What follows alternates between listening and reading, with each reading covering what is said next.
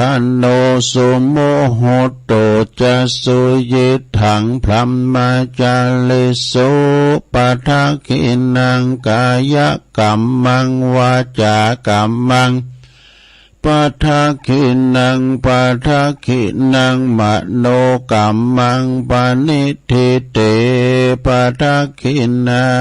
ปะทะขินานิกัตตวนะละพันตัตเถปะทะขิเนสัพพิติโยวิวัจจันตุสัพพะโลกวินาศตุมาเตภวัตวันตรายโยสุขีติกายุโกภวะอภิวาทนาสีลิสานิจังวุตตาปัจจายโนจัตตารโอธัมมาวาทันติอายุวันโนสุขังปะลัง เอาแล้วเนาะศรัทธาญาติโยมต่างหลายตุลุงก็ปิ้นเก้าปิ้นโหนำส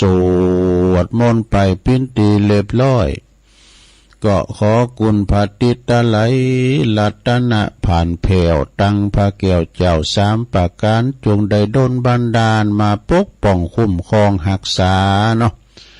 วัดวาอารามควงแก้วตั้งสามหักษายังครูบาอาจารย์พระสงฆ์องค์สามเณรเจ้าอยู่กับวัดกับวาได้อยู่เผยแผ่สัจธรรมนะปินเนอร์นาบุญศรัทธาได้มาไหวสาสักการะปูชากับไหวทำบุญทานต่างๆได้มาปฏิบัติปัดโปวัดวาอารามพัฒนาถึงศาสนาวัตถุศาสนาธรรมศาสนาบุคคลพัฒนาด้านจิตใจของปออกไม่ออกศรัทธาเข้าวัดเข้าวากันเนาะศรัทธาได้มาอยู่กับวัดกับว่าสู่ล่มภาคกาสาวพัดงอกงามไพบูรณ์ในพระศาสนาเนอะช่วยกันจันลงพระพุทธศาสนาของเฮาไว้ตึงไปในตึงไปนอคารวะญาติโยมเนาะช่วยกันต่างวัดต่างว่า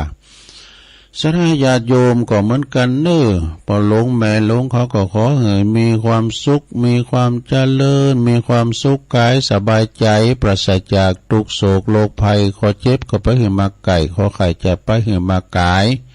อยู่ก้ำจูปูชาศาสนาไปเมินเมื่อเสียงจิรติการยาวนานเนาะตัวลุงก็ขอปินเก้าปินอันกำลังจิตกำลังใจอีปออีแม่ที่เดินเหินไปไหนมาไหนบ้าใดก็เอาวิทยุปินกูปินกีมไปในโลกเนอะฟังธรรมฟังยังไปนะถึงภาคธรรมะภาคบันเทิงปินจ่อยปินซ้อก็ฟังกันไปแก่งอมแก่เงาไปเนาะจิตใจจุมบานไป พอบานแม่บานก็ดีจะไปกาดไปลีก็มีสติก่อนสตาร์ทลดออกคู่หมอโหมันลดหนักหลายไปดีมาดีทั้งขาไปและทั้งขากลับเด้อนะเอาละตอนนี้ไปเอื่นไปตั้งสถานีขึ้นบุญต่างๆเนาะ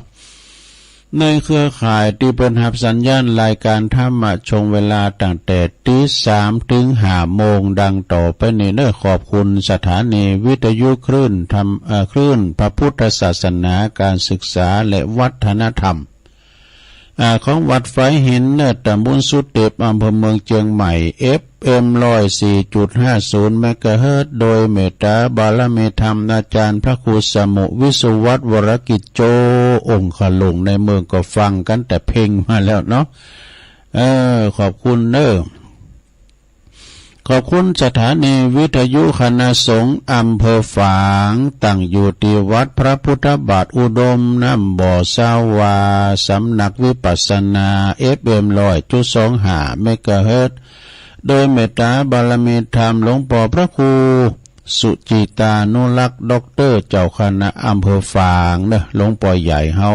ขอบคุณตังตุปีจำเริญโชติธรรมโมตุปีสุเทวตัวลิงสัญญาณไปปีน้องเมืองฟังไม่อายใส่ประการก็ฟังกันลงกันหลายเนาะ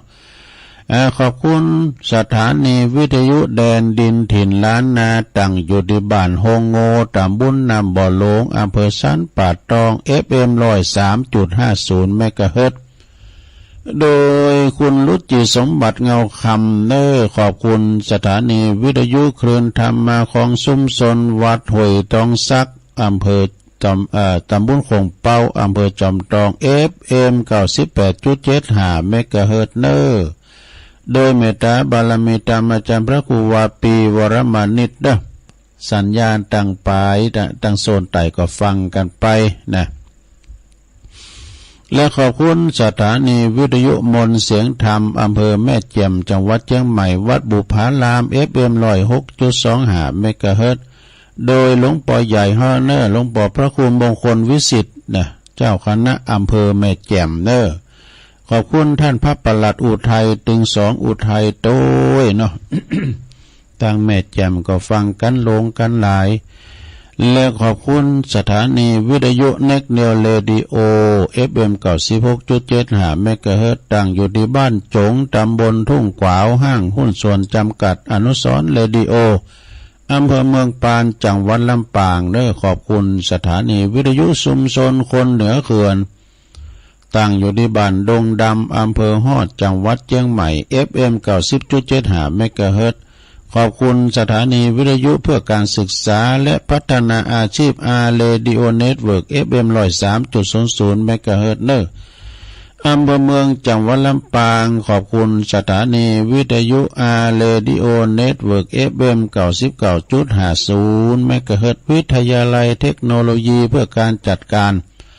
กฟผ.แม่เมาะลำปางขอบคุณสถานีวิทยุวิทยาลัยสงฆ์นครลำปางมจร.ลำปางตั้งอยู่ที่วัดบุญญาวาสวิหาร FM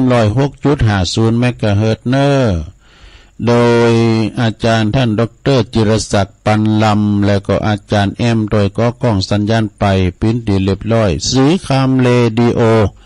บ้านนาเหลืองหนอกอำเภอเวียงสาจังหวัดน่านFM 92.50 เมกะเฮิรตซ์แล้วก็น่านฟ้าเรดิโอ FM 100.25 เมกะเฮิรตซ์คุณลุงนิรันดร์ปันดอนตองตึงมดตึงเสงนี่ก็พระมานว่าเก่าสถานีนะเมื่อเจ้านี่ก็ป้นหนักนะสถานีแต่คุณฟังหลายต้องขอบคุณเจ้าหน้าที่คืนบุญต่างๆที่เปิ้นก็กล้องสัญญาณไปตัวลุงออกมาก็มานั่งปล่อยเพลงบักเก่าอดีตแห่งความหลังเสริมสัญญาณปฏิวัติปักตั้งเจริญ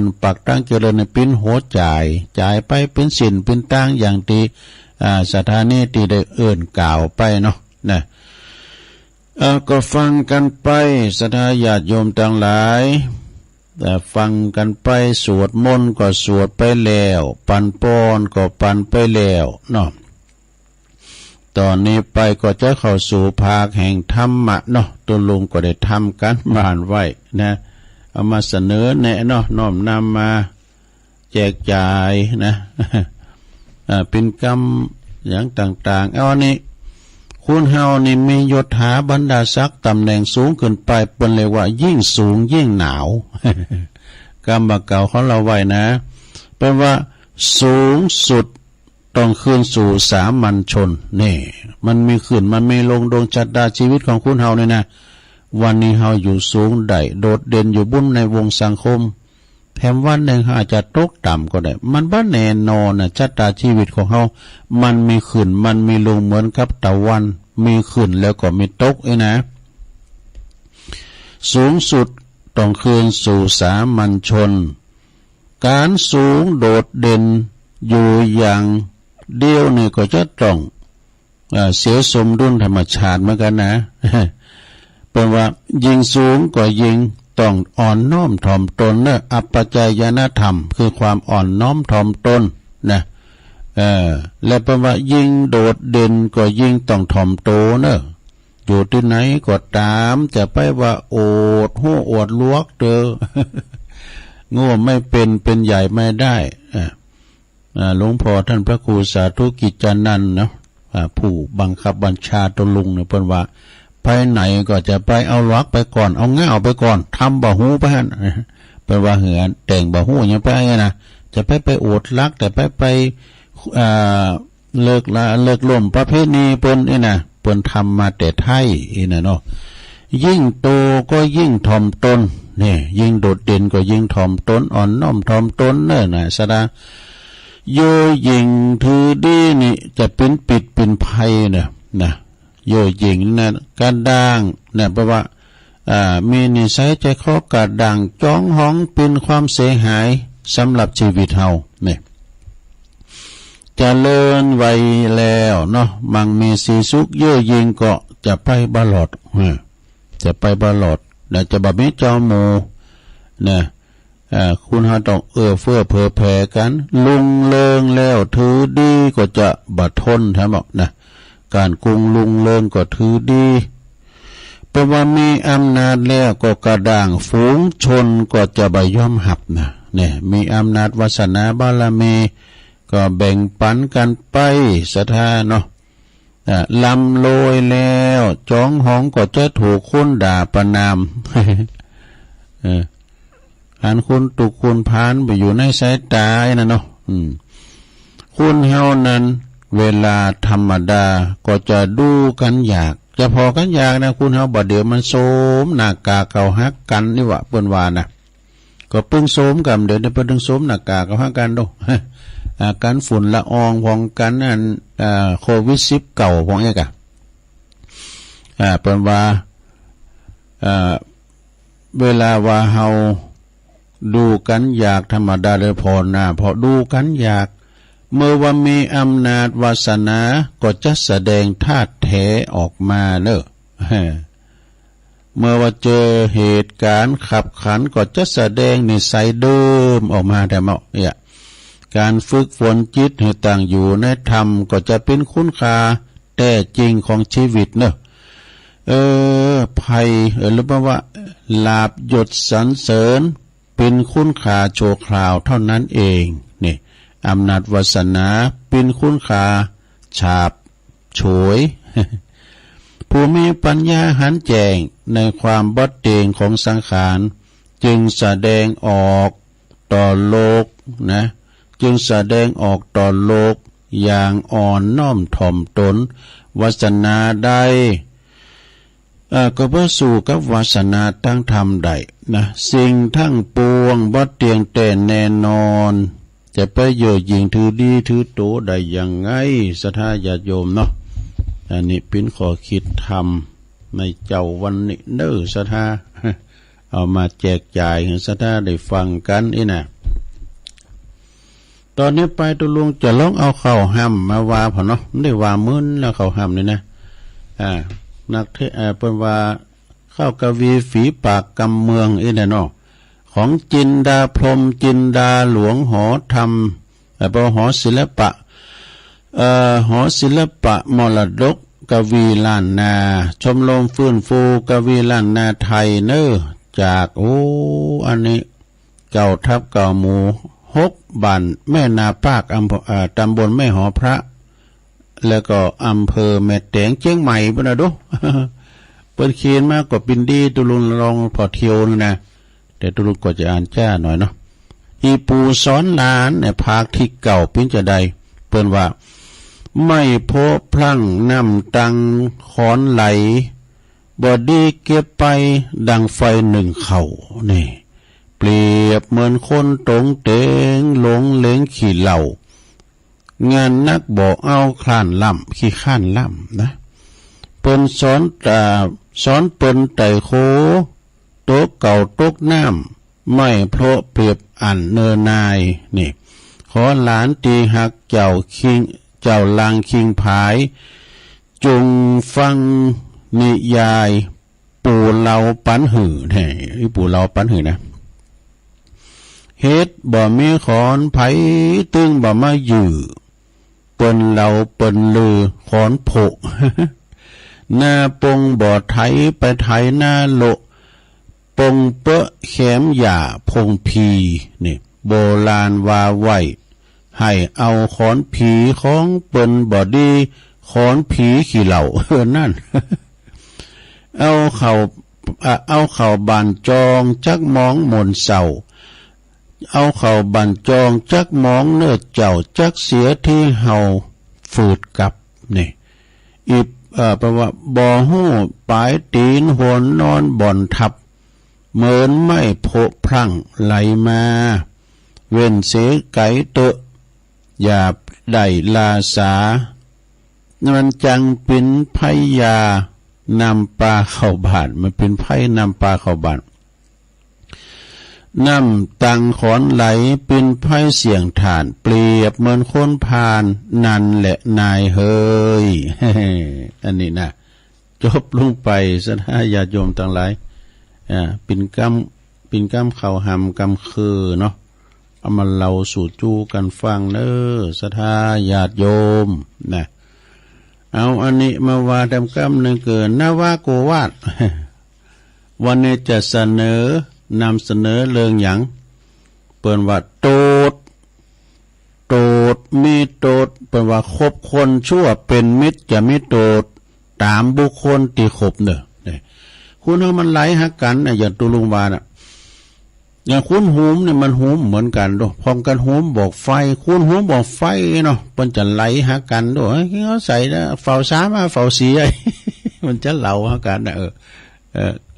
กันว่ามันหูมกองก็จะไหลกองแต่เอาขอมหน่อยนั่นแหละมันจะมีด้วยเป็นหนึ่งไหลหักกันด้วยมันเรียกว่าถาดเดียวกันนะเป็นถาดเดียวกันคุณหูมเคืองเสียงก็ดึงอู่กันคืนหูอู่กันเลิงเคืองนะเนาะตัวลูกไปนอนจอยงานวัดเหมือนเนี่ยไอ้หมอคุ้นเคืองก็นอนนอนแล้วก็ตัวแล้วก็แฮมคุ้นเนี่ยมันก็เลิงเคืองมันก็นะมาอู่ก็เลิงเคืองกันคืนหงนะเบย มันไรฮะกันแต่มันถาดเดียวกันน่ะแหละมันหูมันกันนี่กะมันจะไล่ให้กันเนี่ยจะได้เนี่ยอันนี้มีตัวทุกอย่างเนี่ยคบคนชั่วเป็นมิตรนี่นะวันข้อที่หนึ่งนะลองเนอะนำหือปิ้นนักเลงการพนันนี่การคุณที่จ้างลินไพ่ให้โลยนะไปบ่ะไปลองเสียงโดนะนะไปลงทุนบ่ะเนี่ยการมันใดก็ดีไปการมันบ้านใดเนี่ยมันก่อนหน้าแห้งไปก่อนลินงานศพลุงปีน้อยนะลินข่าวในผู้ชัดด้านในติ้มกับเป้าเตี๋ยวทั้งสองเอาขอไก่แจงมาเขาจอมือหมดช่วยเดี๋ยวไปขอกินเหล้าก็แบบนู้อันนี้อุกรรมเก่าเนี่ยนอกเลยกันหน่อยเนาะเนี่ยการผันนั่นเนี่ยบัดดี้สักอย่างว่าเนี่ย2นำหือปิ้นนักเลงเจ้าสู้นี่3นำหือเป็นนักเลงถงเหล่า ไอ้กันแรงมากับปลาเวาะกันอันนี้ แรงมากับปลาเวาะกันไปว่ะบุญล้านเหล่าต้องบุญ4นำหือเป็นคุณลวงเขาด้วยของปลอม เอาเนี้ยไปหือเป็นกับเป็นของปลอมไปว่ะ5นำหือเป็นคนโกงเขาซึ่งหน้านั่นคุณพานเป็นอย่างนี้รู้ได้6นำหือเป็นนักเลงโหมไม่นี่อันนี้นะเขาคบควรเช่นไรล่อมเป็นเช่นนั้นเปิดวัดตกเมืองเป็นวัดคบหมูแห้งจังปีนแห้งคบหมูกาจังปีนกาแต่คบครูบาจะได้ปีนผาหน่อยเนอะอันนี้เป็นว่าผู้ตีปีนนักเลงในทางไหนก็ตามก็มักจะนำบุคคลที่เขาคบนั่นแหละปีนนักเลงไปทางนั้นตามไปตัวมันไล่หากันยอมประพฤติในสิ่งที่ชั่วต่างๆนำหือเสจือเสงเสทรัพย์สินเสสุขภาพกายสุขภาพจิตเสความประพฤติเสเวลาเสอนาคตด้วยอาจจะถูกจับกุมลงโตตามอาญาก็เป็นได้นี่เลือกโคไปเนอะแล้วอันนี้กำหนึ่งเนาะ6อย่างเนี่ยมันนะกีดข้านหมายความว่าขีดข้านทำงานมีโต6อย่างทำแล้วนี่โต6อย่างข้อที่1 มักจะอ่างว่าโอ้บัดเดี๋ยวนี้มันหนาวอยู่นะเนี่ยมันหนาวนะหนาวนักแล้วก็บ่ทำการทำงานเนี่ยวันเด็ดออกก็ได้น่ะสองมักจะอ่างว่ามันห้อนนักลำไปนะแล้วก็บ่ทำการทำงานเนี่ยอ่างห้อนอ่างหนาวได้สามมักจะอ่างว่าเวลามันแรงแล้วมันเย็นแล้วเนี่ยแล้วก็บ่ไปทำการทำงานแรงไปแล้วเนี่ยสี่มักจะอ่างว่ายังเจ้าอยู่แล้วก็บ่ทำการทำงานมันเจ้าอยู่อ่ะเปิ้นรับเปิ้นนอนอยู่อ่ะอีน่ะห้ามักจะอ่างว่าหิวหนักนะอยากกินข้าวอยู่นะโอ้แถมกินทำอาหารก่อนอีน่ะแล้วก็ไปทำงานหกมักจะอ่างว่ากระหายหนักแล้วก็บ่ทำการทำงานเหลิมได้สักอย่างวันนั้นเลยผ่านไปเฉยๆคุณขี้เกียจมักจะอ่างว่าหนาวหนักห้อนหนักเวลาเย็นแล้วเวลาเจ้าอยู่หิวหนักกระหายหนักแล้วก็ไปทำการทำงานปล่อยให้เวลาล่วงเลยไปด้วยเปล่าประโยชน์การงานของตัวเองบุคคลนั้นยอมเสริมสิ้นไปโภคทรัพย์ที่มีอยู่แล้วก็จะจ่ายบริโภคหมดไปเป็นวันในบหามาเติมนี่นะโภคทรัพย์ที่น่าจะเกิดขึ้นก็จะบ่เกิดขึ้นเพราะอย่างมักขี้ข้านนี่นะมักผลอันใดก็มักจะพึ่งบ่ได้ก็บ่ได้ในที่สุดก็จะประสบกับความลำบากยากแค้นตลอดเป็นว่าดำเนินชีวิตตามความทุกข์ยากนั่นเองจบลงไปศรัทธาญาติโยมอันนี้ก็เป็นข้อคิดดีๆนะศรัทธามาในนวโกวาทเนาะเอามานำเสนอศรัทธาเฮานะไปฟังไว้นะแก่งอมแก่เงากันไปเนาะศรัทธานักเลงต่างๆเนาะก็จบลงไปตอนนี้ไปนี่ศรัทธาญาติโยมทั้งหลายปลุงก็จะมีข้อคิดข้อคิดที่อันนี้ก็คือว่าสาเหตุที่พระพุทธเจ้าโพดบ้านใดโพดคุณบ้านใดมันไปเจอเป็นว่าโพดสัตว์ได้บุญโพดคุณได้เราอันนี้เป็นโพดบ้านใดนี่หมายความว่าจะได้มีกี่อย่างเหตุปรำนะลองฟังก่อนนะหลวงเด้อเหตุที่พระพุทธเจ้าสี่ประการที่พระพุทธเจ้าเนี่ยเปิ้นโปรดเปิ้นทำเห็นว่าใดเนี่ยมันยังล่ำเหลือเนี่ยแก้ไขถึงใดนะไอ้น่ะเหตุสี่ประการที่พระพุทธเจ้าทำหรือว่าโปรดไม่ได้ถึงแม้พระตถาคตจะมีฤทธิ์มีอำนาจจะได้ก็ตามมากเพียงใดก็ตามแต่สี่ประการเนี่ยที่พระตถาคตไม่สามารถทำได้โปรดได้ก็มีหนึ่งนะพระตถาคตหรือว่าพระพุทธเจ้าของเฮาเนี่ยบ่สามารถที่จะเปลี่ยน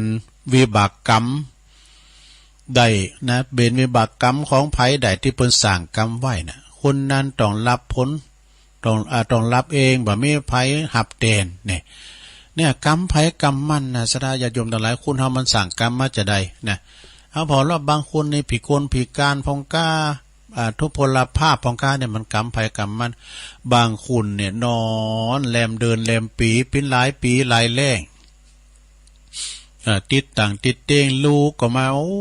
ยแม่เอ้ย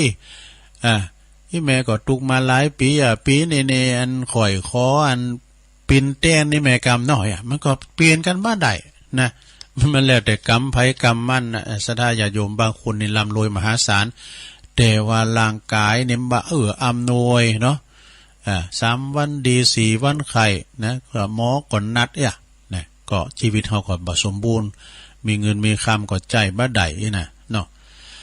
อันนี้เปลี่ยนแปลงกรรมวิบากไผของไผมันได้เด้อไผจะเต้นไผบ่ได้กรรมไผกรรมมันกรรมมุนาวัตติโลโกสัตว์โลกทั้งหลายยอมเปลี่ยนไปตามกรรมที่เพิ่นได้ทำไว้นะโอ้เพิ่นก็คุณกินคุณทานแต่นี้นะก็ยื้อแล้วเขาจะมาบุบมาขาเพิ่นอย่างนั้นก็เพราะว่ากรรมในอดีตชาติปางก่อน กรรมแต่ชาติปางก่อนเนี่ยอย่างนั้นอุบาสกคนหนึ่งนะไปนอนวัดแต่นี่นะไปนอนวัดกุศิ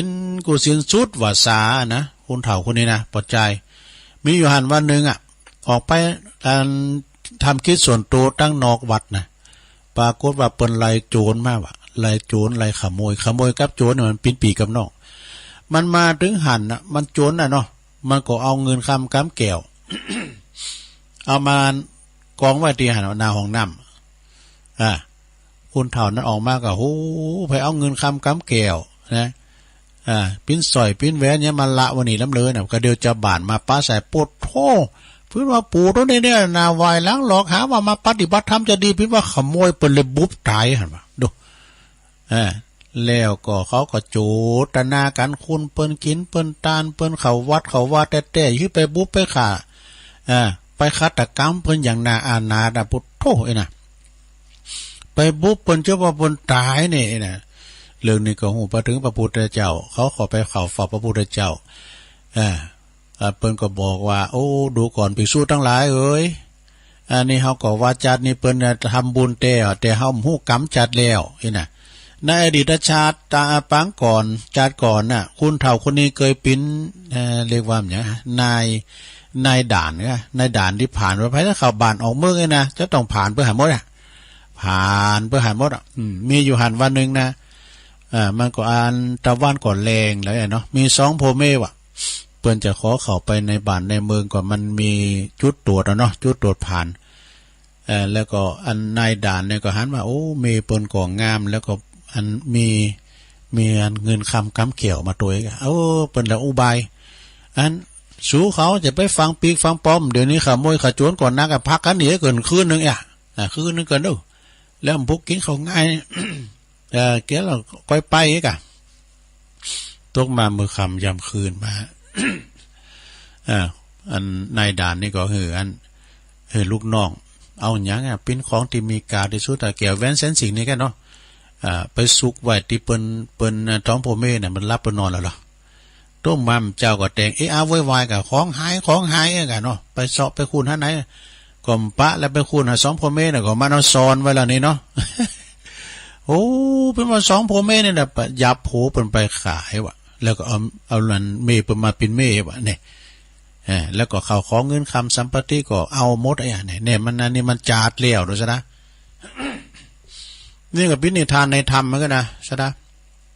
ตัวลุงก็เคยเล่าท่านได้ยินครูบาอาจารย์ก็เคยเล่านะแล้วก็กลับมาแถมจาดนึงเปิ้นมาเกิดเป็นคุณเนาะเกิดมาเป็นคุณแล้วก็ขึ้นมีเจตนาว่าไขมานอดวันรอนวายกะแต่กรรมนั้นมันตัวกูจาดหน่อยซะนะมันจะหายนี่นะเศษกรรมที่จาดแล้วตายเกิดมาแม้แต่พระโมคคัลลาน่ะเปิ้นปิ้นผู้ที่มีอิทธิฤทธิ์เนาะจบสิพระคุณปุตดำดินเนาะเหาะเหินด้วยอากาศไปดับไฟหมอนโคก็ได้ดู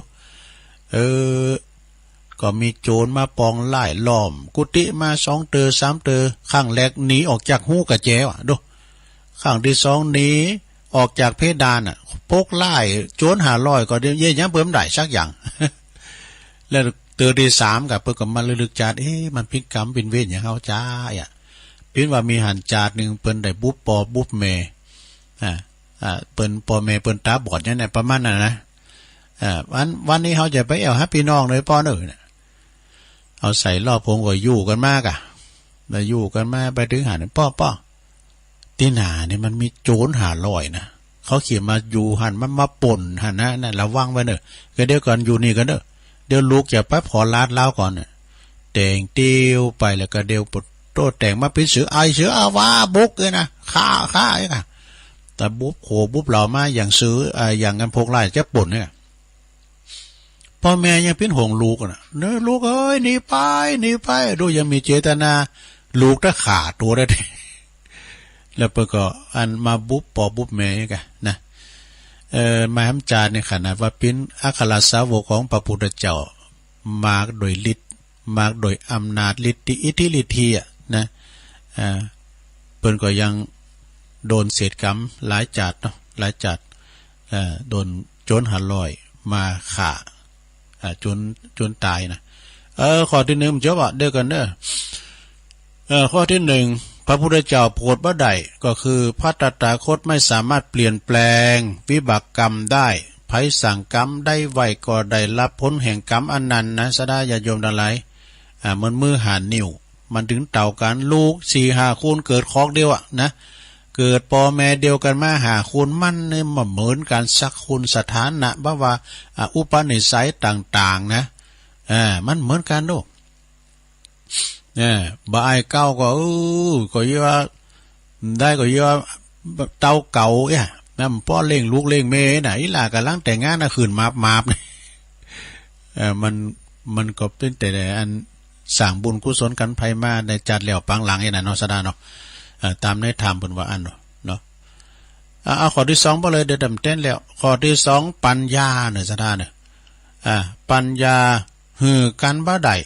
ต้องฝึกฝนเอาเองถึงจะเกิดปัญญานะปัญญานี่เฮาก็ไปศึกษาหำเฮนนี่กันเนาะอย่างมาเดียวเนี่ยเฮาว่าเฮาโตประสบการณ์เฮาหนักหรอ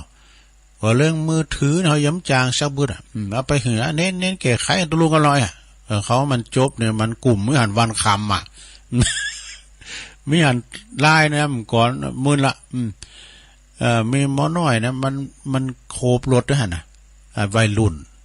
ก็มันก่อนโคบรถเคิงด้วยหั่นแล้วก็ลิ่นแล้วถ้าลิ่นเฟซลิ่นลายกันเนาะอย่างที่ในวัดบุญวัดนี่นะตกลงไปยายการมันรู้กี่หอมบ่ดีกี่ขอดอนปีกมาพอไม่อยู่ที่เก่าอย่าพุทธมาอย่ามาโอ๊ตลำเลยโอ้ลิ่นอยู่หั่นน่ะคิงนี่ว่าสมาธิดีลำเลยบ่ไอ้เนาะนี่ปัญญานี่ของไผของมันฝึกเอานะสั่งสมปัญญานี่ก็คือวิชาความรู้นั่นนะวิชาความรู้วิชาปัญญานี่กินบ่ฮู้เสียงดอกเนาะมันมีติดตัวฮ้ออย่างว่าสังเนาะปินศาลาสังปูนสังไม้สังซ่อมสังก้นหยังต่างๆเนี่ยมันจะลืมนี่สังจักสังสารเนี่ยมันได้หมดโดสังวาดสังเขียนเนี่ยมันมีปัญญาแล้วมันถึงกันเงินคำกำเกี่ยวยังมีแล้วยังมดอยู่มีธนาคารยังไปเบิกมาอยู่เนี่ยแต่ว่าปัญญานี่ก็ปัญญานี้ให้กันบ่ได้นี่คือปัญญาภัยปัญญามารพระพุทธเจ้าบัสสามาติวะจะมาโพดได้คือปัญญานะข้อที่3นะความสิวิไลของธรรมะก็บัสสามาจิตจะสื่อต่างภาษาใดบ่สื่อต่างภาษาใดความจริงแท้ในจักรวาลต้องใจปฏิภาณหนตั้งเดียวนี่ตอนนั้นเพื่อพิสูจน์ความจริงนี่อันนี้นะข้อที่3นะ ต่อไปนั้นแล้วก็ข้อที่4เด้อข้อที่4สุดท้ายคนที่บ่มีวาสนาตีดีกับพระตถาคตธรรมะจึงไม่สามารถเข้าถึงใจเขาได้นี่พระตถาคตจึงบ่โปรดเขาบ่ได้อย่างที่แม่อุ้ยเปิ้นไปเก็บหอยนะพระอานนท์ก็ว่าโอ้ขอพระพุทธเจ้าไปโปรดกำเต้อนะไปโปรดคุณเฒ่าเนี่ยเปิ้นกำลังงมหอยอยู่พระพุทธเจ้าก็บอกว่าไปโปรดมันได้อันนี้มีวาสนาต่อการเด้ออานนท์ดูก่อนอานนท์อันนี้ไม่มีวาสนาต่อการเราโปรดไม่ได้ลองหัวคำนะขอนิมนต์ขอปูชาได้นะอันนั้นแต่ถ้ามือเตอได้แคลงใจหายแคลงใจนะพระพุทธเจ้าก็เลยไปดักอยู่ตั้งหนาจะมาโปรดคุณเฒ่าเก็บหอย พระพุทธเจ้าดักอยู่ตั้งนานแล้วเปิ้นก็ฟังหวายบ้านทับตีนึงพระพุทธเจ้าก็ไปเกิดอยู่ตั้งนานแถมเปิ้นก็ฟังก็หวายบ้านทับตีจุนว่าพระพุทธเจ้าแถลงมาถึง4ด่านเปิ้นก็ย้ำเอานะเปิ้นก็ย้ำหับธรรมะของพระพุทธเจ้าอันนี้คือเปิ้นมีวาสนาต่อกันก็โพดกันบ่ได้นี่ศรัทธาเนาะโพดกันบ่ได้พอล้อสำเดอนะการกึดสร้างห่างแปลงหยังก็ตามแต่ปุตโตวิหารนี่แปลงมาจัดหลายตุนแล้วเนอมันตึมแล้วมันลูกสะเตอมาแล้วครับอันตุเจ้าตุนนี่นะอันนี้เปิ้นจะกึดจะสร้าง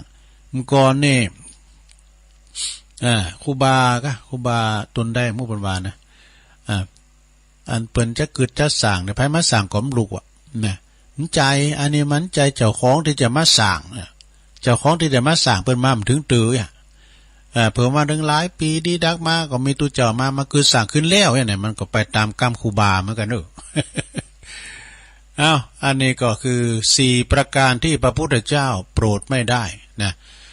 ถึงแม้ว่าพระพุทธเจ้าเนี่ยจะมีอิทธิฤทธิ์ปานไหนเพียงใดก็ตามแต่4ประการนี้ถึงผลบ่ได้ทวนน้ำกรรมเนาะข้อที่1พระตถาคตไม่สามารถเปลี่ยนแปลงวิบากกรรมที่ไผสร้างไว้นะกรรมไผกรรมมันคือเปลี่ยนแปลงกันบ่ได้2ปัญญาการบ่ได้ต้องฝึกฝนเอาเองถึงจะเกิดปัญญา3ความศิวิไลของธรรมะก็บ่สามารถสื่อทางภาษาใดความจริงแท้ในจักรวาลต้องใจปฏิภาณการปฏิบัติหนทางเดียวเท่านั้นจึงจะพิสูจน์ความจริงได้ข้อที่4คุณตีบ่มีวาสนาต่อกันในพระตถาคตปนว่าบ่สามารถที่จะโผดได้นะนั่นคือว่าจบลงไปสัทธาญาติโยมทั้งหลาย4ประการที่พระพุทธเจ้าโปรดไม่ได้นะแต่กับเวลาจะโผดได้นะแม่แต่มยักก็ตามฆราวาสญาติโยมก็ตามแต่ไผว่ามันดึงบ่ฟังนะบ่ฟังไผสักคนน่ะเวลาคุณนั้นมาว่ากำเดียวฟังเนี่ยมันเป็นนี่ดูสัทธามันจะปิ๊งกันนะอาจารย์พระครูสุเมธมันจะปิ๊งกันนะปิ๊งอย่างนั้นเนาะจบลงไปขอคิดนะในธรรมต่อไปก็ตามคำเรียกร้องเพราะว่าเอานั้นวามก็เราตุนะอันนี้ก็ของงานปุ่นพี่น้องตังน้องหล่องเด้อนี่ก่อนชัยน้อยเป็นเขียนมาก็ซึ่งอกซึ่งใจเป็นคำก่อนก็เนี่ยน้ำใสเนี่ยนะลองว่าทำกล้ามรู้น้ำใสเกินไปก็ไร้ปลานี่ตรงไปตรงมาก็ไร้เพื่อนฟ้าแจ้งเกินไปก็ไร้เดือนนี่ซับซ้อนซ่อนเงื่อนก็ไร้ใจอธิบายเนาะมีพร้อมเกินไปก็ไม่ดีบกพร่องกว่านี้ก็ไม่ไหวลุ่มหลงเกินรักก็หนักใจคิดมากเกินไปก็หนักตนไปกึดหนักในลงเน้ออ่อนน้อมถ่อมตนก็เสียเชิงเข้มงวดเกินไปก็เสียคนเนี่ยยอมให้ทุกขนก็เสียการพอให้ได้พอก็พอดีหยวนท่วนทีก็พอผ่านหลิวประวังงีหูอีกอะหลิวตาพอประมาณสงบคำรออ่านผลงานจริงนี่อันนี้ก็เป็นคำเตือนอกเตือนใจเหมือนกันนะว่าไปแล้วเด้อเดี๋ยวเปิดขอมาพ้องก็ว่าขอเนื้อมันร้อยนะโอ้มันยาวเนาะสัทธาญาติโยมมันยาวเกินไปตอนนี้ไปตุลุงจะผักหยอบหยั่งสกรรมเนื้อกระเดียวชงที่2จะเตดน้ำเตดธรรมบรรยายเรื่องพระคุณแม่เพิ่มใจเนาะพระในบ้านแน่พระในบ้านวงเล็บกตัญญูกตัญญูก็มีเจ้าภาพหลายอยู่แล้วก็เป็นธรรมมงคลเหมือนกันนี่นะ วันนี้ก็จะได้อำนวยอวยโจกครับแก่เก่าเขาด้วยเนอะ พอลงสุเมธอินตะแก้ววันนั้นไปก็มาทำบุญวันเกิดเนาะวันที่5กันเนาะเป็นว่าจับวันพอดีตัวลุงไอ้นี่จับวันจับปีจับเดินพอดีนะเพิ่นก็มาทำบุญแล้วก็มอบซองมาก็จะได้เตดน้ำเตดธรรมเพิ่นเนาะปัดเคาะรอน้ำไหมกะรอสักบึดกันเลยแล้วก็มีหลายเจ้าภาพอยู่นะเดี๋ยวเขาปัดเคาะกันตึงลงตึงหลายนะสัทธาญาติโยมทั้งหลายวันนี้จะได้เตดธรรมบรรยายนะพระในบ้านความกตัญญูกตเวทีเรียกว่านิมิตตังสาธุรูปันนังกตัญญูกตเวทิตาความกตัญญูนั้นเป็นนิมิตหมายของความเป็นคนดีนะก็เดี๋ยวก็มาว่ากันเนาะเจริญพรเจริญพร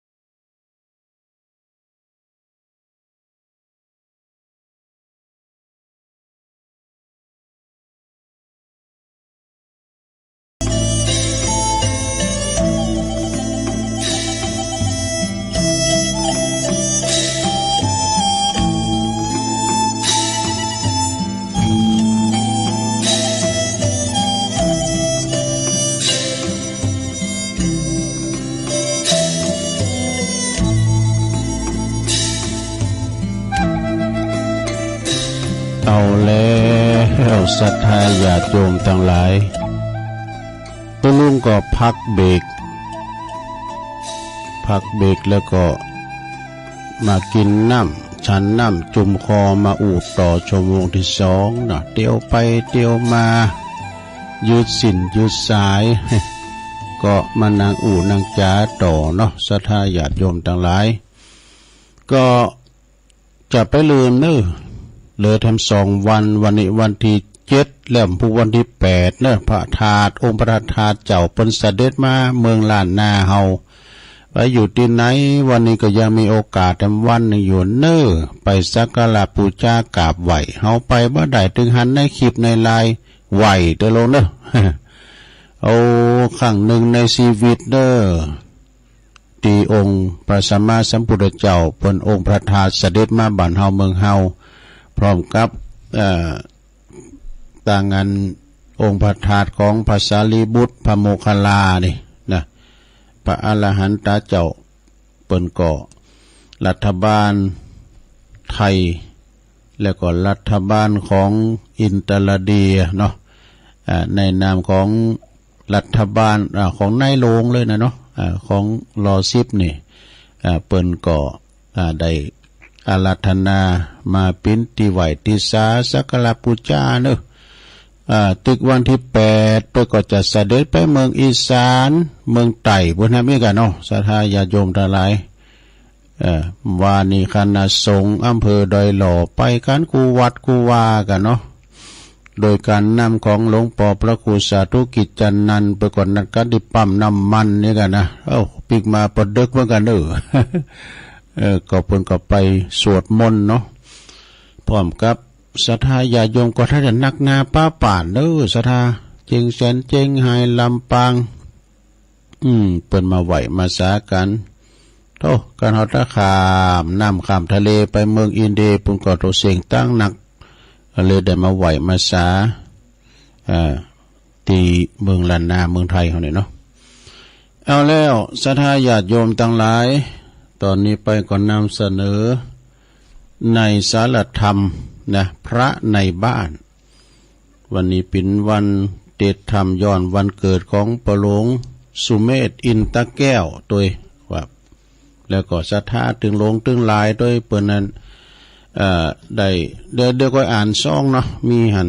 4-5 ซองก็เดี๋ยวก็จะได้เดชธรรมไว้ก่อนเนาะฟังกันตึงลงตึงลายนะลงเนอะพระในบ้านก็เป็นคติธรรมเตือนอกเตือนใจเป็นพระธรรมเทศนาที่มีข้อคิดธรรมคติสอนใจนะใช้เทศได้ในงานชาปนกิจศพก็ได้นะเรียบเรียงโดยพระครูอุดมศรัทธาที่พระครูอุดมศรัทธาคุณผูกละ20 บาทเนาะอันนี้เก่าแก่นะลงนะสัพพะทานังธรรมะทานังชินาติการทำบุญหรือทำเป็นการชนะการให้อย่างอื่นทั้งปวงเนาะฟังไว้ในลงเด้อตัวลงจะตั้งนะโมไว้ก่อนเนาะแล้วก็เข้าเรื่องในธรรมกันต่อไปตีแสกก็แสกเนาะตีนอกเรื่องก็เอามาเสริมไปพองก็มีนะโมตัสสะภะคะวะโตอะระหะโตสัมมาสัมพุทธัสสะนะโมตัสสะภะคะวะโตอะระหะโตสัมมาสัมพุทธัสสะนะโมตัสสะภะคะวะโตอะระหะโตสัมมาสัมพุทธัสสะพรหมาติมาตาปิตโลติ ณโอกาสบัดนี้อาตมาภาพก็จักได้แสดงพระสัทธรรมเทศนาเพื่อประดับสติปัญญาเพิ่มพูนบุญยราศีที่ท่านทั้งหลายเจ้าภาพก็ดีเปิ้นได้ไปอังการละธนาพระทรงมาเตศนี่นะมาจี้แจงจี้เหตุจี้ผลและก็สารธรรมคำสอนในพระพุทธศาสนา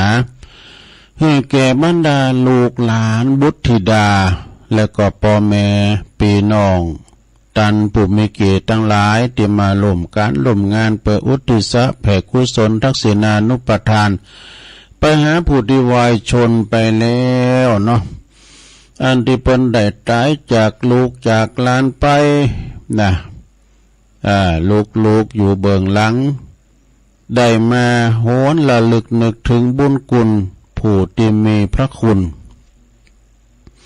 อันหาสิ่งได้เปรียบเทียบตึงบ่ได้ก็คือปอเมเรียกว่าพระในบ้านเนาะพระในบ้านหรือว่าพระเจ้าคินของเขาฉะนั้นเนี่ยจึงได้มีการทำบุญอุทิศแผ่กุศลบุญไปหาโปรแสดงความกตัญญูกตเวทิตาที่ตันได้เคยเลี้ยงดูอุปถัมภ์เฮามานะตามสมควรแก่เวลาเนาะอันว่าพระคุณของปอของแม่หรือว่าพระพรหมของลูกนั่นเนี่ยมีมากมายมหาศาลเน้อศรัทธาญาติโยมทั้งหลาย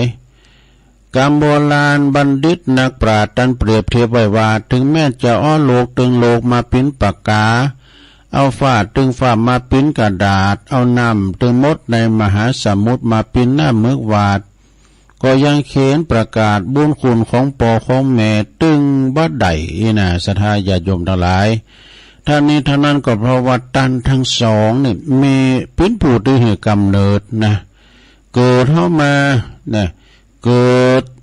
ชีวิตและก็ปัจจัยวิญญาณเป็นเหตุมากกูอย่างนะเสกเข้ามาเนาะบางคนก็เสกแขนเสกมือก็เอามือมาตบมาตีพ่อแม่เสกปากก็เอาปากมาด่าพ่อด่าแม่เสกตาก็แม่มาแปลงตาหมกใส่พ่อใส่แม่ก็ของพ่อของแม่เสกอยู่ทั้งนั้นเนี่ยสัตยาโยมเนาะเกิดชีวิตแล้วก็ปัจจัยวิญญาณเป็นทั้งพระเทพและพระพรหมนี่พ่อแม่นี่นะเป็นทั้งพระเทพและพระพรหมดูแลรักษาทุกอิริยาบถนะมีความหักบริสุทธิ์พุทธผ่องต่อลูกทุกคนบ่มีอคติลำเองบ่หวังสิ่งตอบแทนเนอะนะบ่หวังสิ่งตอบแทนจัดว่าเป็นพระอรหันต์โดยแท้สมควรที่ลูกควรจะเข้ารพบูชาสัมมาคารวะเนอะเพราะหันความจริงอย่างเป็นอย่างนี้แล้วผู้โง่ผู้ฉลาดเป็นผู้ตีบ่เนรคุณบ่เนรคุณนะมีกตัญญูกตเวทีก็พยายามเนาะตอบแทนบุญคุณตามเวลาและก็โอกาสเนอะก็ยอมบ่เขี้ยวขาดนะยอมบ่เขี้ยวขาดแห่งกรรมดีเนอะเป็นทางดีนะเนี่ยนะบำรุงดูแลพ่อแม่เนี่ยพระพุทธเจ้าสรรเสริญและเยินยอนะมีความสุขมีความเจริญเนอะยิ่งเป็นตียกย่องสรรเสริญของสาธุชนโดยทั่วไปสมตาม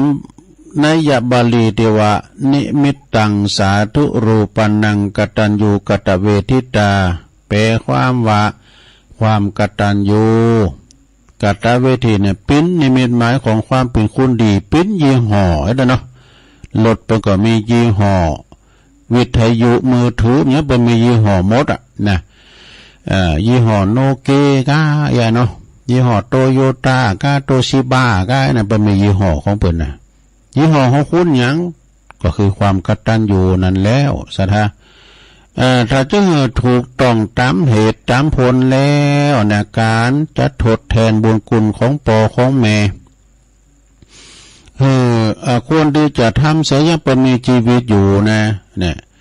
และทำอย่างในเป็นอุปมาอุปไมยนะเป็นว่าถึงแม้จะเอาปอเอาแม่เนี่ยนะเฮาแบกไว้ที่บุญบ่าเขาเนี่ยบ่นะแม่อยู่บ่าซ้ายปออยู่บ่าขวาแล้วก็ถ่ายจมมานะก็ยังบัดทดแทนบุญคุณของพ่อของแม่ได้เตอนี่ซะได้เนาะโอนที่จะทำเสียยังบ่เปิ้นมีอินทรีย์ชีวิตอยู่จะไปลืมเพราะว่าจะได้ปลื้มสุขใจทั้งตัวของท่านเองนี่ เวลาว่าแม่ขยะกินยังพองไอ้นะจะไปกาดมนานมึงซื้อมเขียวหวานมาให้แม่พอแล้วอีเอาเขียวหวานเอามากินอย่ามาเขียวติ้มปากนี่ก็เวลาไม่ขยะกินยังบ่ขยะกินยังโอ้หวางนี่กินข้าวล้ำเว้ยนะเลยเอาอันคุ้มลิ้วมากันเอาบ่ะเอาเพ่โหดดีมาด้วยนะผู้เฒ่ามักอันนั้นเนาะที่จริงปอผมเจอปอมักก่อนในอันลาบเนี่ยนะมันคืนมอหน่อยมันได้ผู้เฒ่านี่ก็ก็มาเพื่อนน่ะอย่ามาเขียวติ้มปากเนี่ยเนอะเวลาตายไปแล้วนี่เอาไปยองไปบุญหล่องบุญกล่อมบุญโลงนะไปต่อยปกนะเวลาตัวเจ้าปนมาเตก็นั้นก็เมาไว้หน่อยเพราะต้องเจ้ามาแล้วนะเนี่ยรู้ฟังธรรมแล้วป่ะได้ยินกับป่ะมันจะปืดก่อนเพื่อนเรามันถ้าปืดก่อนเมื่อเนี่ยถึงไหนนอกเรื่องแล้ว แล้วก็ขอเฮาจะได้ปิ้นยาฉลมจิตใจทันเนออย่ามาเปิ้นตายนะเปิ้นเรียกว่ามันตายแต่พ่อแม่มันตายเลี้ยงโดยกายนะแต่เปิ้นตายเลี้ยงโดยวิญญาณนี่ก็เป็นปริศนาธรรมเหมือนกันนะหลวงเนอะแต่เปิ้นตายก็มันไปยืดไปใจไปพองกาเนาะเอาสตั้งไว้เปิ้นซื้อกินยุกยาพองนะเวลาว่าพ่อแม่มีเข้าของสัมปติเนาะของหยังก็มีสมบัติภาษาฐานก็มีลูกก็ต่างคุณต่างไปเรียกว่าขอนมีเฮ็ดหลวงเนอะขอนมีเฮ็ดนะมันตึมีไผไม่อยู่เนี่ยพ่อแม่สดชื่นเบิกบานใจนะเวลาพ่อแม่ย่ำตายเติมมันไปอยู่ไปใจมีอายุมันยืนยาวเวลาว่าพ่อแม่ตายไปก่อนเลี้ยงโดยวิญญาณก็หมายความว่ามันต้านคุกเข่าของเปิดนี่นะแล้วก็ของพ่อแม่น่ะมีชดชื่นเบิกบานเราจะมีอายุมันยืนยาวต่อไปนะไปอยู่ไปใจเป็นยามหมดปิ่นเตียวดุ่มเนี่ยสิ่งสำคัญคือเล่งนำใจของตันโดยลูกพฤติกรรมบว่าประพฤติดีปฏิบัติชอบประกอบโดยศีลธรรมนะตันก็สุขใจแล้วนะสุขใจแล้วเพราะว่าถึงความตุกข์ของพ่อแม่นะที่ใดกำเนิดเกิดลูกมาเนี่ยแสนที่จะอยากลำบากเย็นเข็นใจชีวิตเอาชีวิตเป็นเดิมพัน ยามว่าลูกอยู่ในท้องในครรภ์ก็จะลุกจะนั่งก็ต้องคอยระมัดระวังเพราะว่าจะลุกจะนั่งจะนอนจะเตี้ยวจะสุมานะจะขี่จะเหี่ยวจะถ่ายวะนะก็คอยที่จะระมัดระวังโกว่าจะไปตกไปตาวจะลุ่มก็คือตาวะนะอันเป็นอันตรายแก่ลูกนะอาหารการกินก็เผ็ดกิมก็อดกันอดอย่างไว้นะงดกินของเผ็ดของกิมแล้วก็ของห้อนของสันแหลงโกปินปิดปินไพ่แก่ลูกนะครบ10 เดินลูกก็เกิดออกมาเนี่ยมาตาปิดามันดาพ่อแม่ก็โสมนัสยินดีปลื้มปีดาปาหมดเนอะเหมือนได้เพชรได้เกี่ยวได้แหวนสารพัดนึกกาเป็นหมื่นเป็นล้านพอนะได้ลูกมาเนี่ยเกิดมาทานุถนอมกล่อมเก่งหอบลุ่มลาบ่หอบลุ่มลา บ่เห็นได้พรากสายตาทุกเจ้าคำเนอะเอาเพราะว่าเอาทันเอานมใส่ปากฝากคือลูกดื่มกินเนี่ยน้ำนมนี่ปิ้นเลือดเนี่ยเลือดในอกผสมกลั่นเป็นน้ำนมให้ลูกดื่มกินเนี่ยให้ดิเล่งลูกโดยนมไหมนะลูกมันจะหู้กุนพองไอ้น่ะเปิ้นว่านะลูกมันจะหู้กุนพองบัดเดี๋ยวนี้เขาเล่งลูกโดยน้ำนมแปะนมโง่เนี่ยนะสดาญาโยมขอรับว่าคืดพอเนาะโง่ขี้โตแปะขี้โต จับใส่โง่ตัวดีก็ยังแควนหน่อยเนาะการจับใส่โตบาดีก็สลิดปิดปางก็อย่าจะสลิดปิดปางอย่างโง่ ดื่มน้ำนมจากแม่เนี่ยเท่ามันมีความผูกพันเนี่ยนะ ทุกคืนทุกวันเอาทันเอานมคือสายเลือดของแม่นี่แหละคือพระพรหมของลูกนี่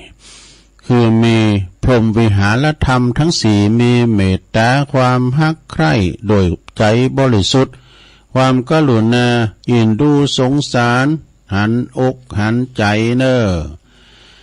เมื่อลูกกระทำลำบากมุติตาก็พลอยยินดีเมื่อลูกได้ดิบได้ดีบ่แสดงความอิสาลิษยากันแก่งลูกนะอุเบกขาในความวางเฉยนะหลวงนะความวางเฉยบ่ดีใจบ่เสียใจเย่บ่เหยียบยำซ้ำเติมเหือลูกถึงความวิบัติถึงความวิบัติอับจนนะเวลาว่าเขาพาดพลังมาก็คือว่าวางเฉยก็ไปปอบลมไปปอบประลม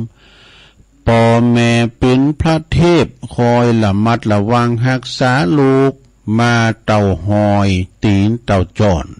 หอยตีนเต่าจอนนะสะดะหอยตีนเต่าฟ้าหอยอาบน้ำป้อนข้าวนั่งเฝ้านอนเฝ้าลูกบุตร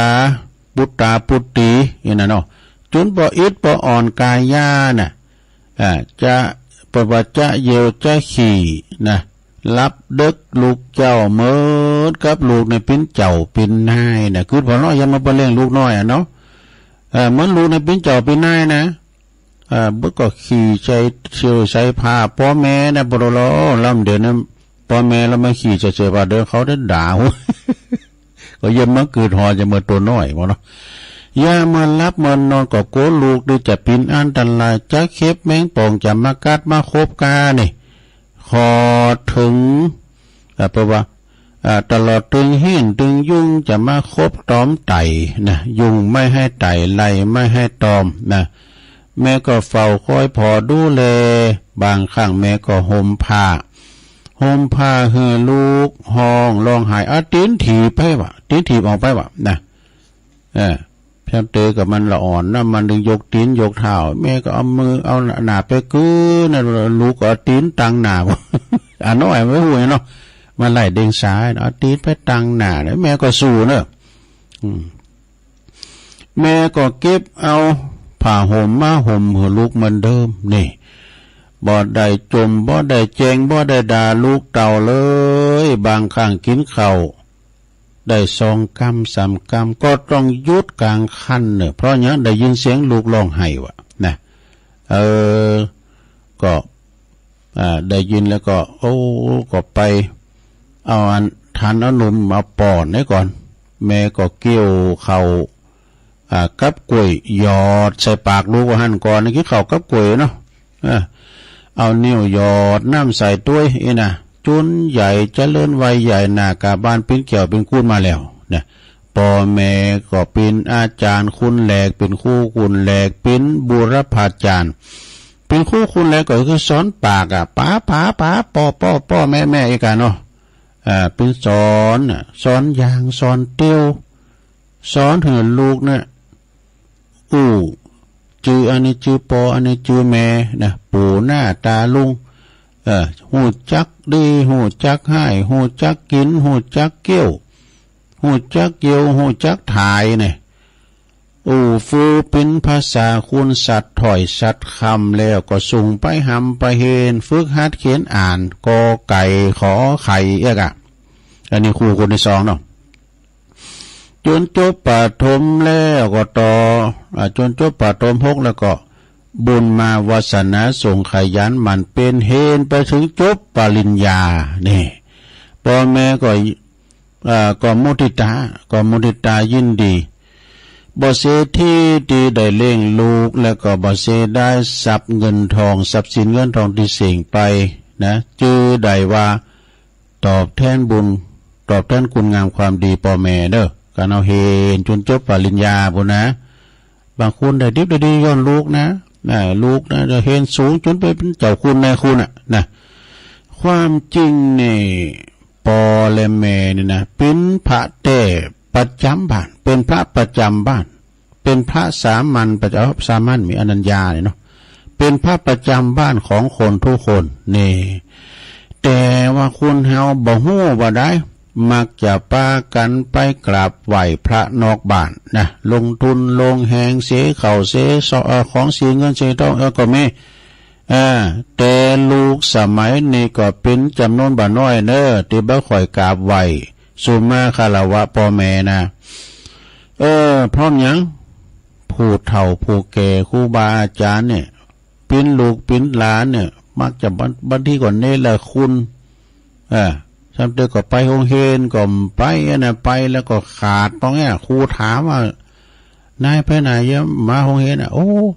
ผมได้ไปช่วยปอขึ้นน้ำใจครับเนี่ยมันไปจุเปิดกันในแผนมันจะเลิกแล้วแต่ก็ไปเอวก็ได้เนาะลูกหลานก็จะไปในแหละคุณถึงเดินจีปีใหม่นะก็ไปสะเก่าดำโหอีก็มีนะก็น่าว่าแน่น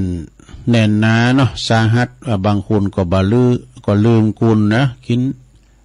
เวลาเดินจีปีใหม่คำสาองศาเนี่ยไปก็ไปตานโกเขาบุญคุณปอแม่มาก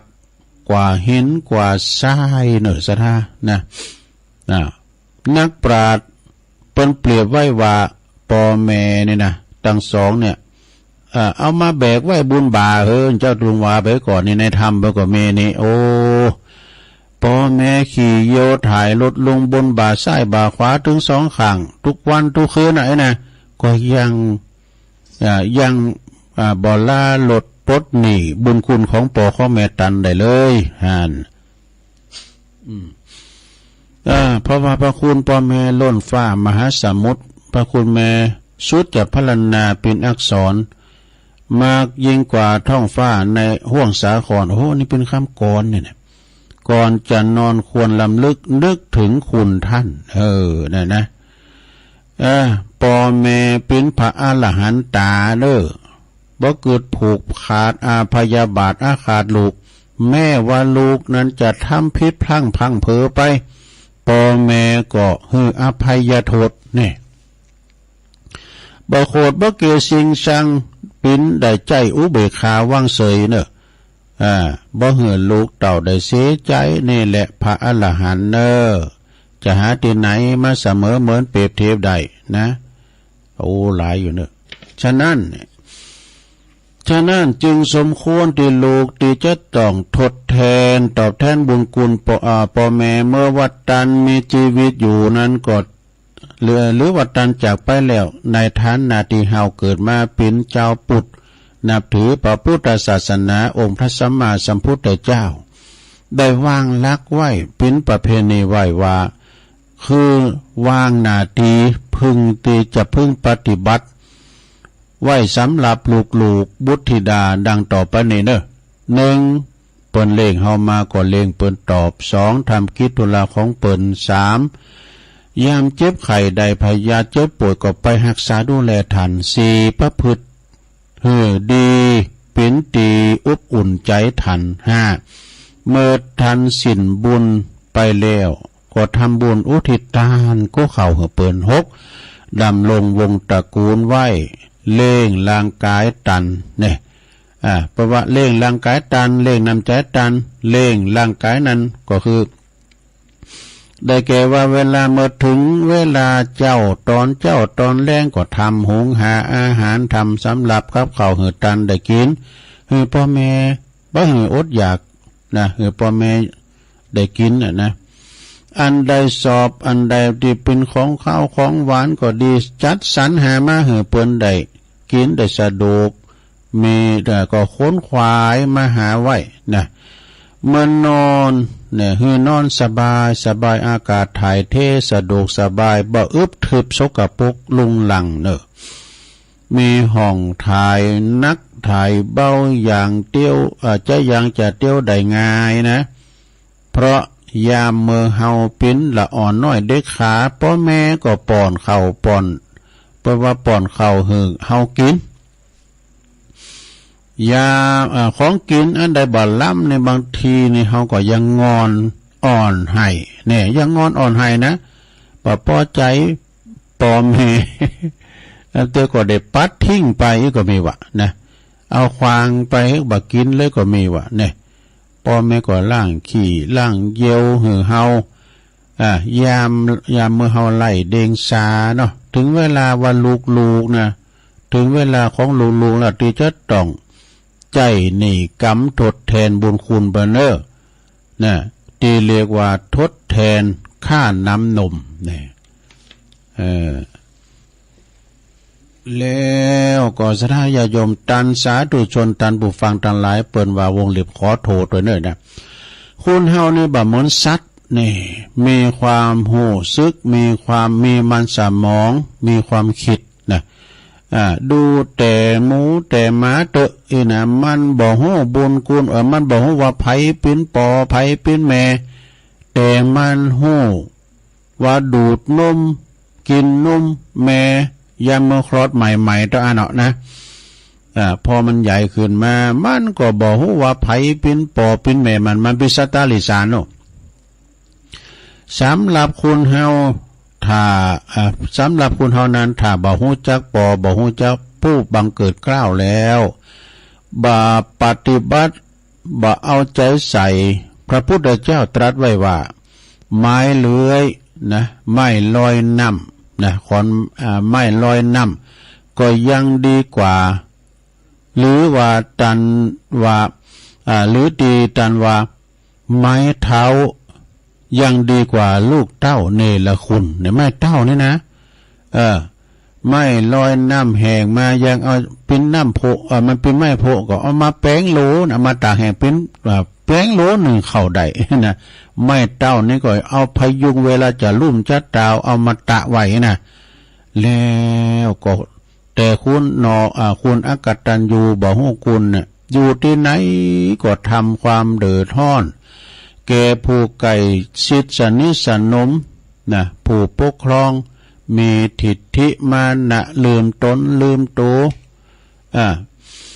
แต่คุณในสมัยปัจจุบันนี่จิตใจห่างเหินจากศีลธรรมนะวันนั้นได้ยินข่าวว่าพระธรรมนันเอากำแข่งแม่สเวตวะนะแล้วก็แปลว่าบูชาวัตถุเหนือกว่าสิ่งใดนะบ่ค่อยสนใจใยดีกับปอกับแม่สักเท่าใดนักว่ามักจะละเลยเพิกเฉยดังได้หันมาได้ยินมาก็บ่อยๆแต่ประกาศข่าวตั้งหน้าหนังสือพิมพ์กาเช่นว่าข่มเขี้ยวเขียนทำลายเตะต่อยนะเตะต่อยด่าท่อปอต่อปอแม่โอ้อันนี้ในหมอดาหกเด้อ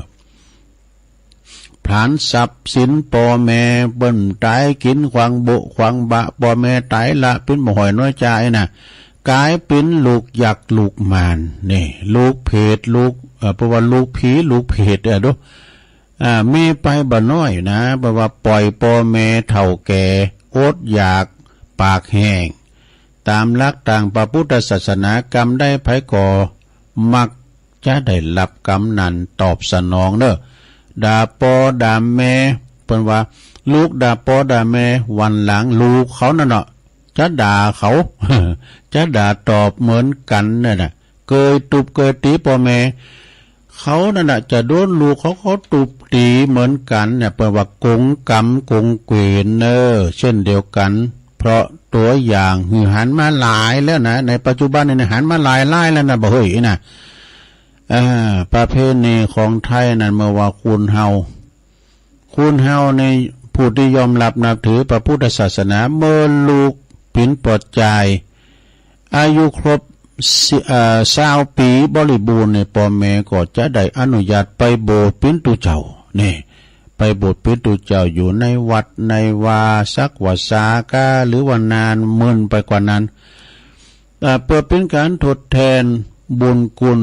แล้วก็สืบอายุพระศาสนาได้ศึกษาเราเรียนพระธรรมคำสอนอบรมบ่มนิสัยหือหูจักบาปบุญคุณตรวจหูดีหูโชอีน่ะสิ่งที่ควรและสิ่งบ่ควรสิ่งที่ควรเว้นแล้วก็ละเว้นจะได้รับเป็นคุณดีมีคุณภาพเน้อพ่อแม่ได้หันซ้ายผ่าเลิงของลูก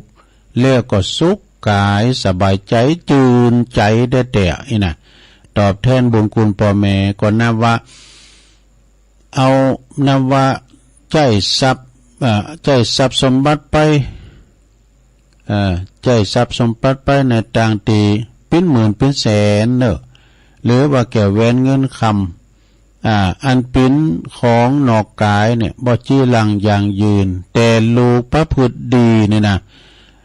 ลูกอยู่ถอยฟังกรรมเจอกรรมพ่อแม่หูกรรมบ่ว่าเปิ้นอยู่ก็อยู่เปิ้นไปก็ไปน่ะแล้วลูกไผอยู่ถอยฟังกรรมเปิ้นว่าเลยเปิ้นถูกหวยว่ะ มีความเคารพเจอฟังมีสัมมาอาชีพที่บ่ผิดศีลโตบทกฎหมายของบ้านเมืองนี่นะอยู่ตามศีลกินตามธรรมขยันหมั่นเป็นยามพ่อแม่เจ็บป่วยเป็นเย็นเป็นว่าเจ็บเป็นเย็นอุ่นบ่สบายก็นี่ก็ไปปกปักรักษานำไปหาสาดีโรงพยาบาลตามโอกาสเมื่ออยู่ห่างไกลนะก็มาเยี่ยมเยินพองเน้อเป็นบางครั้งบางข่าวถามข่าวเอาแน่ถึงแสดงความอาลัยคิดถึงนี่นะความหักของลูกที่มีต่อพ่อแม่นั้นเสมือนเป็นญาเด้อเป็นญาวิเศษเป็นญาวิเศษเอามาชโลมจิตใจพ่อแม่นะแม่ว่าจะเป็นของกินของฝากอย่างเล็กๆน้อยๆเล็กๆน้อยๆก็ตามตีลูกติ๋วมายิบมาน่ะก็แม่พ่อแม่ก็ปลื้มอกปลื้มใจหาสันได้เปรียบเทียบบ่ได้ฉะนั้นในวันนี้บรรดาลูกเต่าเหล่าล้านเฮาเน้อนะได้โหนนึกถึงบุญคุณของพ่อของแม่ที่หือกำเนิดเกิดมาน่ะ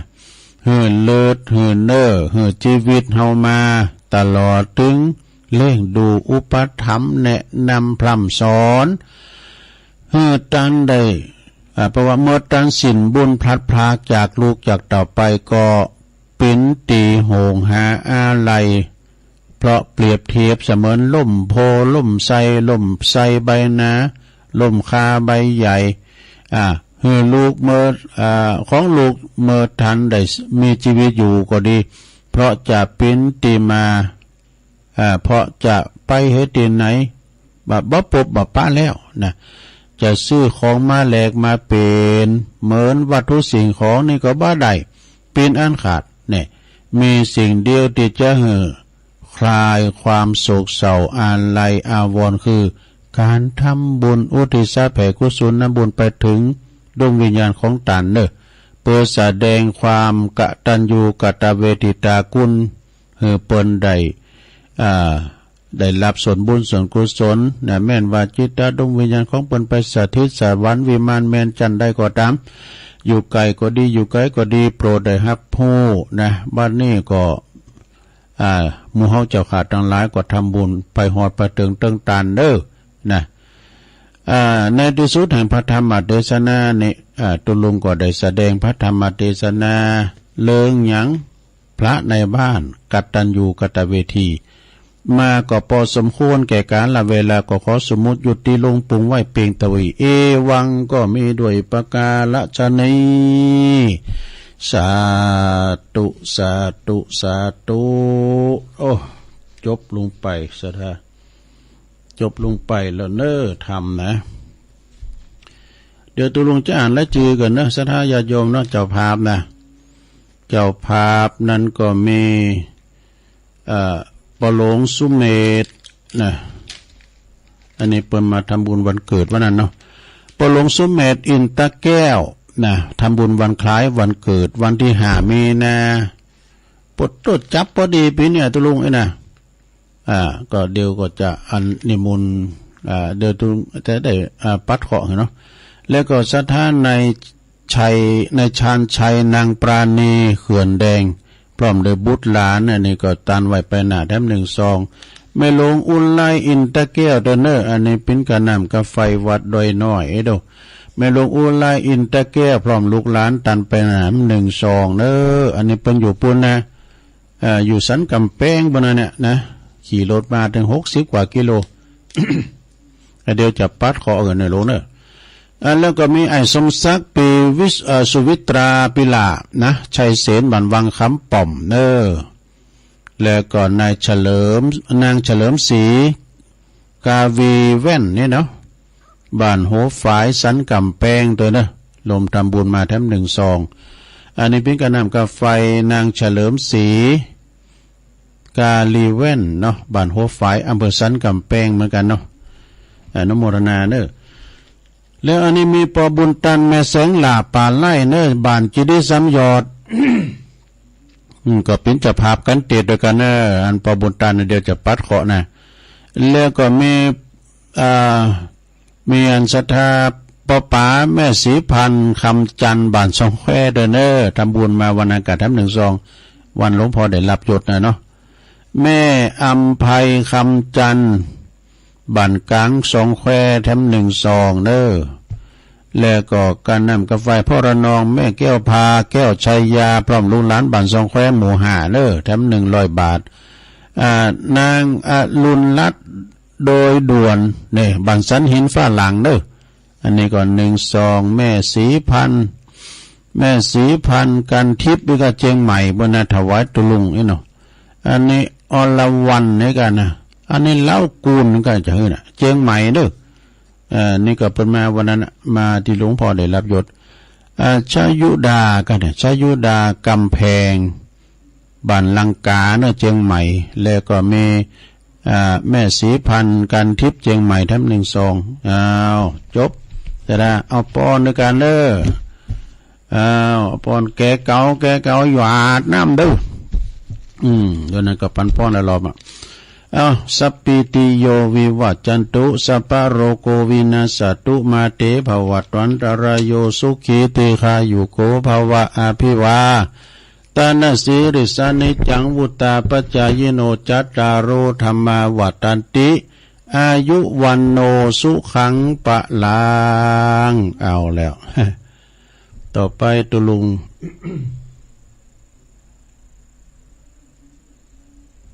ตุลุงจะได้ต่อสัญญาณไปวัดพระธาตุกันนะพระธาตุหริพุนชัย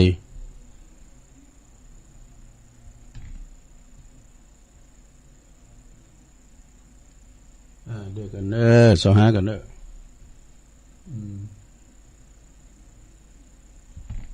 ยวกันเอาละต่อสัญญาณไปดีพระเดชพระคุณท่านเจ้าคุณพระเทพรัตนนายกเนอะปัดเคาะหลอนน้ำเนอะศรัทธาตั้งใจเนอะเพิ่นจะได้ปัดเคาะหลอนน้ำปัดเคาะปัดภัยเนาะต่อสัญญาณไปนิมนต์เลยนะครับ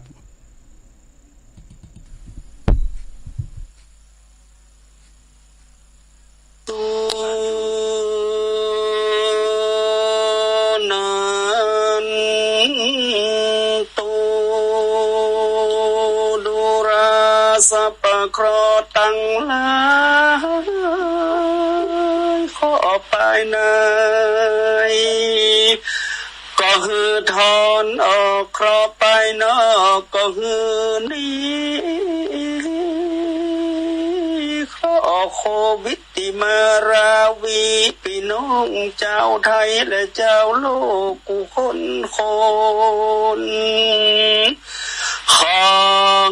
หา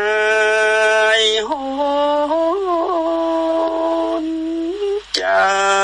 กจอยขออังเจิญ32 ขวัญศรัทธาตั้งหลายยิ่งใจใหญ่น้อยจุงคืนสู่วรโนกา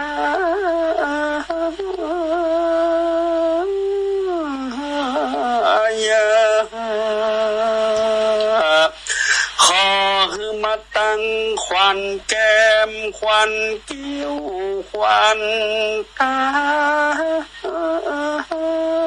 ขวัญโลมาขวัญแก้มขวัญปากที่เคยย้อยเยี่ยมอยู่ตามวันข้าเจ้าขอมัดมือ เบื้องขวาและมัดมือเบื้องซ้ายมัดไว้ใจตั้นเจ้าว่าจิตใจบ้านอย่าเกียดอย่าสมเสียดอ่อนต้อนสัพพะกังวลก็ฮือหายขาดสัพพะญาติก็ฮือหายไปซ้ำพรำดุจดังน้ำกริ่งตกจากใบบัวใบบอนนั้นสาย10 ปีอย่าไปที่อื่น10,000 ปีอย่าไปไหนได้อยู่กับพ่อแม่และหมู่ญาติกาสู่ด้านตั้งหลายได้อยู่นำกินนำตาลลูกหลานนั้นนากำจูวรพุทธศาสนาไปตลอดต่อเต้าหาปันทวสานั้นจุงจักมีเตียงแต่ดีลีเดเตอใจยตุภวังใจยมังกลังเตอขอสวัสดีและเจริญพรสาธุสาธุสาธุอันนี้ก็เป็นการปัดเคาะเลาะนามเนาะศรัทธาเป็นการปัดเคาะซึ่งก็ได้รับเมตตาจากพระเดชพระคุณท่านเจ้าคุณพระเทพรัตนนายกอันเป็นเจ้าคณะจังหวัดลำพูนวัดพระธาตุธริพุนชัยวรมหาวิหารนะตุลุงบันทึกไว้เนาะขอให้อยู่ดีมีสุขกันเนอะโดยเฉพาะกับเจ้าของวันเกิดพอหลวงแก่เก่าเฮาเนาะพอหลวงสุเมธอินตะแก้วมีสุขภาพสมบูรณ์เนี่ยแข็งแรงคือจับเป็นสิวเดียวกันให้หมาอยาก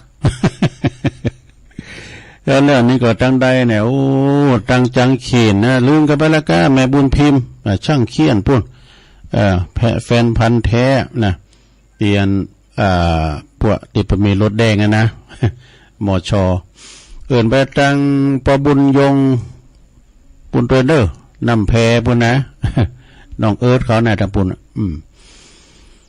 จะตักตั้งลายกันเนอศรัทธาแม่ครูเกษินีฟังอยู่แม่หลงสายฝนจันกุลนะนี่น้องผ้าขาวเนอนะแล้วก็แม่กรกำมลอยู่น้องหานสันทรายวรดรอยู่บ้านเดียวกันบ้านนั้นโดยน้อยพัฒนาอยู่บ้านเดียวกันน้องหานสันทรายวะไอ้บรรจงกันทวงอันนี้เป็นอยู่นี่นะนำดิบเนอนะแล้วก็โยมจากโบกกั้งสันกำแพงพอลงสุเมธฟังอยู่ครับขอบคุณนะพอลงเนอคุณแม่สิรินทิพย์บุญเลิศอันนี้อยู่ฟังจากกรุงเทพปุ่น ยายไข่แก้วบ้านเซ้งโอ้ยายฟังอยู่เนาะแม่ครูยากศน.เจียงใหม่แม่ส่วนไรกิติวงศ์นำดิบน้อยเนอนิกรชัยน้อยจากน้องหล่องเวียงน้องหล่องเนอแล้วก็ตุปิชาจากวัดป่าตาลตัวยบุญส่งลำปางแล้วก็อาจารย์นิพนธ์เนอจากวัดพระธาตุดอยสะเก็ดไหวสานะครับไหวสาครับแม่แดงอัมพรจาก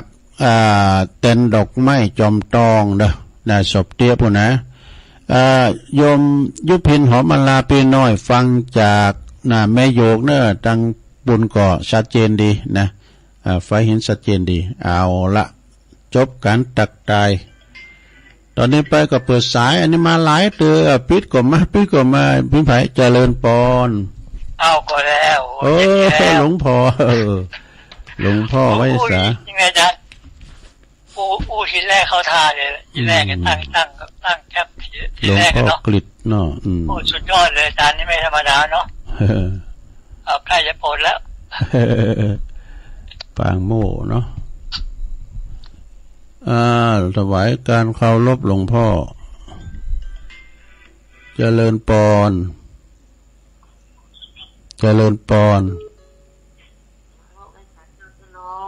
ฟังอยู่นะอยู่ตั้งใด อยู่นั่งแหล่แห่งชัดเจ้าแม่ยังก็แม่พิสมัยแม่พิสมัยวันนั้นแม่ฟังนั้นจนลุงแม่สมัยกองมันกับตกตะอีกนะปัญหากันอะไรอย่างนี้ครับลืมไปหมดแล้วยินดีแม่เนอลำปางเป็นคาถาของครูบาอาจารย์นะคะเจริญปอนภาษาเจ้าตรุงโอ้แม่ฟองอ่ะเจ้าแม่ดิปันป้อนเก่งๆนะไปแล้วเนอะไผคำดิปันป้อนปีใหม่เก่งๆนะโอ้ไปอยู่ใจโฮมากะเจ้าบ้านเดียวกันเพิ่นไปสวรรค์แล้วก็เคยบาทอยู่ตรงนู้นกับไงโอ้อันนี้ไปถึงสวรรค์กะกำลังทำบุญอยู่เนาะเราอันนี้เป็นแม่ผู้ใหญ่บ้านดูปลาโลมซ้ำเนาะโอ้เพิ่นไปดีแล้วเรานี่เราปลาโลวันเสียวันเนี่ยเสียวันเนี่ยเจ้าโอ้ขอไปสวรรค์ขอแสดงความเสียใจกับลูกหลานทุกคนเนาะยังคำละ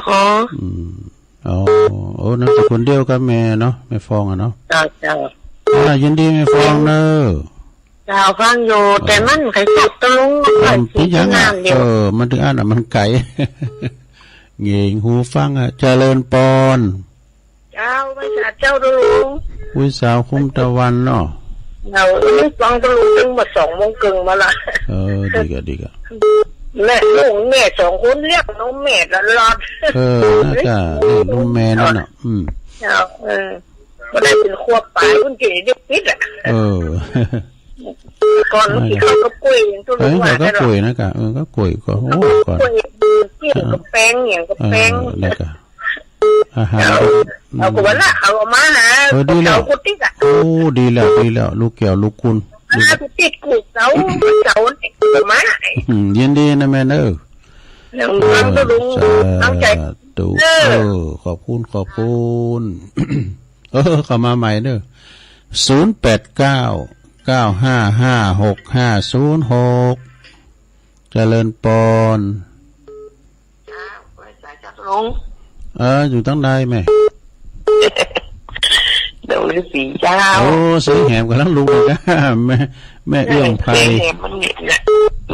เป็นกิจเป็นวัดนะเจ้ามันลูกจะเป็นวัดเจ้าแม่น่ะมันเป็นฤดูวันนี้ได้ฟังเงินเคาะเลาะเดินจากประเทศแล้วก็นายกเนาะจะลุงบันทึกเสียงกันไหวเนาะเป็นมงคลเนาะเป็นสิริมงคลแต่เป็นสิริมงคลเกี่ยวเกี่ยวบ้านเกี่ยวเนาะปัดเคาะรอนามโมดอากาศตุลุงมันเจ็ดก็เป็นได้จะนักเนาะได้หมดแล้วเนี่ยคุณปอคุณแม่เนาะสาธุไม่สาชาลืมประกาศข่าวสารงานบุญเตกะ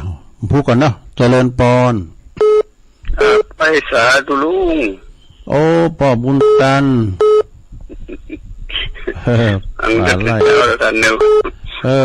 อ่านชื่อแล้วเหรอตื่นเจ้าลุงมาถึงวันรับเนาะสามยอดผมรักใจนะท่านสาธุผู้ก็ประกาศอันนี้เนอะประกาศอัน